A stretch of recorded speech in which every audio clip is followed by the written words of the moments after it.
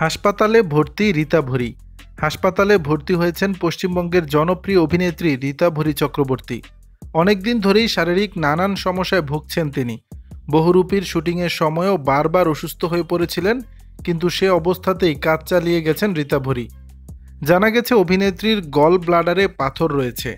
বর্তমানে সল্টলেকের এক বেসরকারি হাসপাতালে চিকিৎসাধীন তিনি। ভারতীয় গণমাধ্যমে অভিনেত্রীর এক ঘনিষ্ঠ জানান, রীতা ভরির জ্ঞান ফিরেছে, আপাতত বিশ্রামে আছেন। তার সঙ্গে রয়েছেন মা শতরূপা স্যানাল এবং দিদি চিত্রাঙ্গদা। তিনি আরও বলেন, খুব কষ্ট পাচ্ছিল মেয়েটা, তাই এই অপারেশনটা দরকার ছিল।